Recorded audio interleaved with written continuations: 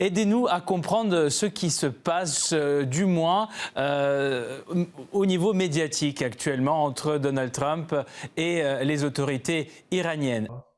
Et selon mon humble avis, les États-Unis sont en capacité d'attaquer l'Iran de manière terrestre. Mais le problème, comme toute guerre, est-ce qu'on pourra jurer sur le long terme? Parce que le problème n'est pas d'attaquer, le problème est de perdurer. On a l'impression que les États-Unis sont en train d'accroître leur présence militaire avec le déploiement des bombardiers lourds dans les jours qui suivent, c'est ce qui se dit actuellement, et peut-être des fantassins, donc des groupes spéciaux pour une intervention terrestre. Alors, qui doit-on croire ? Vous savez, dans cette guerre, malheureusement, on est dans la diplomatie du mensonge, la diplomatie du dribblage. Donald Trump aime bien dribbler, aime bien mentir. Et donc, on a vu, depuis 4 semaines maintenant, il souffle le chaud, le froid. Et ça, c'est par rapport à ses objectifs militaires en réalité, car il a voulu faire une guerre éclair. Il se retrouve dans une guerre d'usure. Et donc, comment s'en sortir? Il n'arrive pas à s'en sortir parce que son allié israélien ne veut pas la sortie des États-Unis avant l'anéantissement du régime iranien. Donc, on est dans une guerre avec des objectifs américains et avec des objectifs israéliens. Parfois, ils se rencontrent et surtout, en ce moment, ils sont différents. Donc, aujourd'hui, malheureusement, pour les Américains, n'ont pas pu arriver à mettre en place un autre régime, à affaiblir, si vous voulez, la force militaire iranienne. Et donc, le délai que Donald Trump donne entre 2 à 3 semaines, c'est un délai militaire parce qu'ils vont finir leur campagne militaire.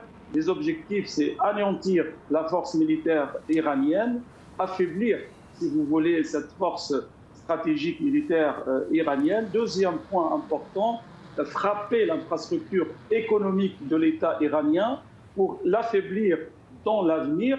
Troisième point, c'est le point nucléaire. Et c'est là où Donald Trump dit, malheureusement, nous ne pouvons pas aller chercher les 460 kilos d'uranium enrichi car ils sont enfuis profondément dans la terre iranienne. Donc, on va bombarder massivement ces endroits pour que même les Iraniens ne vont plus récupérer, si vous voulez, cet uranium enrichi. Donc, c'est un problème stratégique pour les Américains parce que pour la première fois, on a une guerre où les Américains gagnent et perdent en même temps.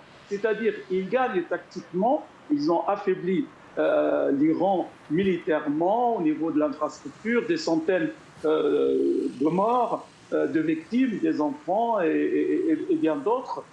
Mais il perd stratégiquement. Et on le voit très bien sur la scène internationale que même ses alliés européens se détachent des États-Unis. Et donc c'est une perte stratégique réelle et que Donald Trump ne pourra jamais refaire, si vous voulez, ou redonner aux États-Unis une place importante dans les relations internationales futures. Et justement, en étant un petit peu quelque part au pied du mur, en tout cas au niveau politique, c'est une situation tout de même fragile avant les élections de mi-mandat, des midterms du mois de novembre. Est-ce que vous pensez que Washington sera prêt plutôt à renforcer cette opération, donc à enclencher la vitesse supérieure, ou justement battre un petit peu en retrait sans même vouloir débloquer le détroit d'Ormuz comme ils le prétendent aujourd'hui et essayer de un petit peu rabattre les cartes et de chercher un compromis? Qu'est-ce que vous en pensez? Non, les États-Unis vont encore renforcer ces frappes. Donald Trump cherche une victoire quelque part. Avant sa rencontre avec le président chinois le 13 et le 14 mai prochain, parce que cette rencontre, elle est décisive pour les Américains et pour les Chinois.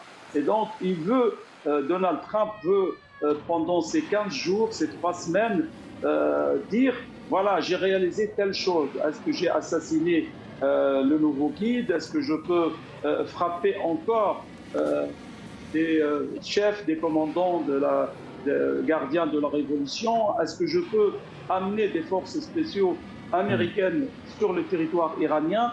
Donc, les 10 prochains jours, les 15 prochains jours vont être décisifs, pas simplement pour les Américains, mais pour le monde, malheureusement.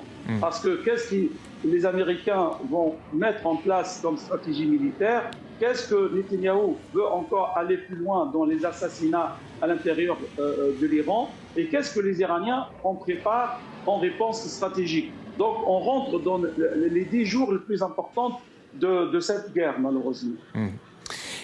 Une affaire à suivre. Merci beaucoup à vous, Monsieur Amrouni, pour ce décryptage, pour votre analyse. Je rappelle, Imad Eddine Amrouni, expert du monde arabe et géopolitologue, en direct avec nous ce soir depuis Paris pour parler de la crise. En passant, si cette vidéo t'a plu, n'oublie pas de partager, de liker au maximum. Encouragez-nous parce que nous ne sommes pas seuls, c'est toute une équipe qui est derrière. Et en le faisant, vous nous permettez de grandir et de pouvoir faire mieux que ce qu'on fait aujourd'hui.